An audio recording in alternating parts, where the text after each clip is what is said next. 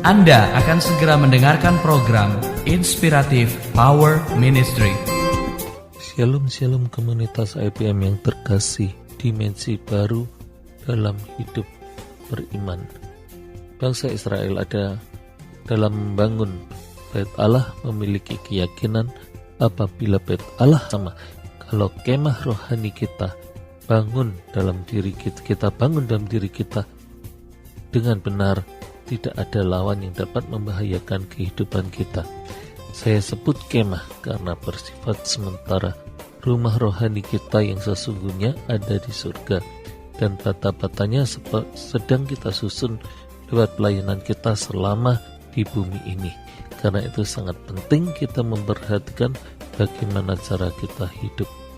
Komunitas IPM yang tercinta, mari kita memasuki dimensi iman yang baru di dalam kehidupan kita, dimensi di mana kita selalu mengutamakan Tuhan dalam kehidupan ini. Kita akan mendahulukan Tuhan lebih daripada kita sendiri setiap langkah dan keputusan kita.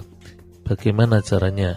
Caranya adalah selalu memulai dan mengakhiri seluruh aktivitas kita dengan berdoa dahulu dan kemudian, dan menanyakan kehendak Tuhan dan mengakhiri segala sesuatu dengan ucapan syukur. Komunitas IPM yang berbahagia, saya punya seorang teman divonis dokter kanker otak. Lalu beliau membaca buku saya The Secret of Miracle, dan Tuhan berbicara kuat bahwa hati yang gembira adalah obat, dan beliau belajar mengampuni dan berusaha untuk terus bergembira, tidak mau diintimidasi oleh sakit penyakitnya. Beliau berobat dan beriman. Beliau belajar dan mengucap syukur untuk kondisinya. Beberapa kali saya SMS dan telepon untuk mengingatkan tentang imannya. Ada saat-saat terberat dalam tahap pengobatannya, saat dia beberapa kali harus menghadapi kemoterapi. Tetapi dalam kondisi demikian pun dia menjadi kuat dengan memaksakan dirinya untuk tetap bergembira. Tidak lupa, dia juga selalu mengucap syukur. Pengobatannya sukses dan beliau sekarang sudah aktif bekerja lagi. Apabila Anda menghadapi situasi yang tidak nyaman, apakah itu sakit penyakit, kondisi usaha yang tidak baik, atau keluarga yang hancur, atau hubunganmu yang hancur dengan pacarmu, jangan putus asa, jangan bersungut-sungut.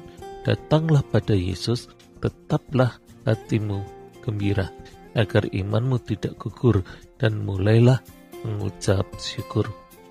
Tenangkanlah hatimu dan mulailah nikmati kasih-Nya yang tak terbatas. Katakan padanya, mana bagianmu yang terberat, agar Tuhan angkat, dan mengucap syukurlah. Mari kita memasuki dimensi iman yang baru, dimensi di mana situasi dan kondisi apapun yang kita alami tidak boleh mencuri damai sejahtera kita orang percaya, karena damai sejahtera itu adalah benteng yang kokoh untuk iman kita dapat bertahan. Banyak orang kehidupannya kehilangan damai sejahtera, sehingga stres, depresi mulai menguasai pikiran dan perasaannya, dan tidak sedikit menjadi gila. Yohanes 14 ayat 27 berkata, "Aku damai sejahteraku kuberikan kepadamu, dan apa yang kuberikan tidak seperti yang diberikan oleh dunia kepadamu. Janganlah gelisah dan gentar hatimu." Komunitas IPM yang berkemenangan, inilah dimensi baru berbeda dengan yang diberikan dunia. Dunia tidak dapat mengambil damai sejahtera kita. Syaratnya adalah jangan gelisah dan jangan gentar hati kita. Kegelisahan dan kegentaran itu sering mencuri damai sejahtera kita. Bagaimana kita sebagai manusia dapat tidak gelisah dan gentar? Satu-satunya kekuatan kita untuk tidak gelisah dan gentar adalah dengan mengucap syukur senantiasanya.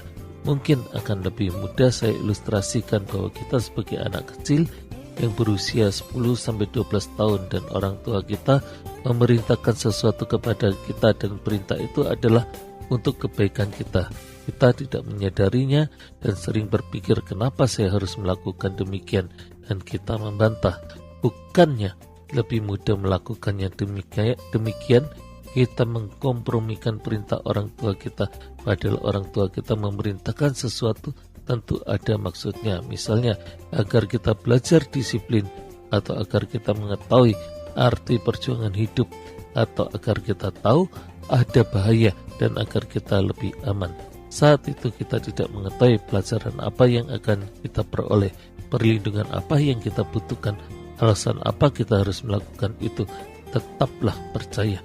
Oriented pemikiran kita rubah, pola pikir kita rubah. Kita belajar memandang segala sesuatu seperti Allah memandang. Percayalah, situasi yang buruk pun Tuhan dapat ubah menjadi yang baik bagi kita yang mengasihi Dia. Walaupun buruk, Tuhan dapat merubahnya karena kasih-Nya dan anugerah-Nya untuk kita. Komunitas IPM yang budiman. Saya mengisahkan orang sakit asma sebut saja namanya Rudy, yang kami layani untuk mengampuni orang yang mengkhianati dia. Kita sebut Bondan. Dalam buku saya yang pertama, The Secret of Miracle, saya kisahkan kejadian ini. Bondan mengkhianati Rudy, padahal Rudy lah yang menolong Bondan mendapat pekerjaan saat Bondan sedang tidak memiliki pekerjaan, jobless. Dengan dasi Rudy lah akhirnya Bondan diterima kerja sekantor dengan Rudy, walaupun sebenarnya Bondan kurang memenuhi syarat saat itu. Namun karena Bondan ambisius, Bondan mengkhianati. Sakit hatilah Rudy dan asma pun datang masuk dalam kehidupan Rudy. Hidup dalam dimensi baru iman juga berbicara mengampuni musuh-musuh kita. Kita tantang Rudy untuk mengampuni Bondan. Awalnya Rudy tidak bisa. Akhirnya kami berkata, "Oke Pak, Rudy, secara manusia Anda tidak bisa. Tapi mau tidak Anda mengampuni? Kalau mau, Allah akan menyanggupkan Anda untuk mengampuni." Rudy mengangguk, Anda setuju. Setelah itu kami berdoa mengampuni Bondan. Rudy pun mengikuti doa kami dan mulai memberkati Bondan. Apa yang terjadi? Tuhan bekerja di jalan Tuhan. Tuhan menjawab doa kami.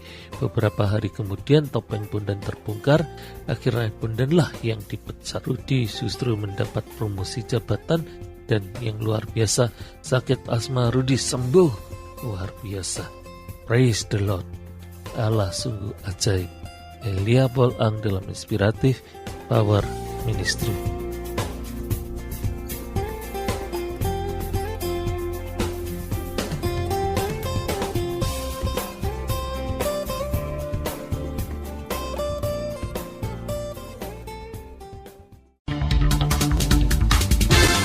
Baru saja Anda mendengarkan program Inspiratif Power Ministry. Untuk pelayanan dan kaunseling, hubungi hotline Inspiratif Power Ministry di 087 87 5000 030.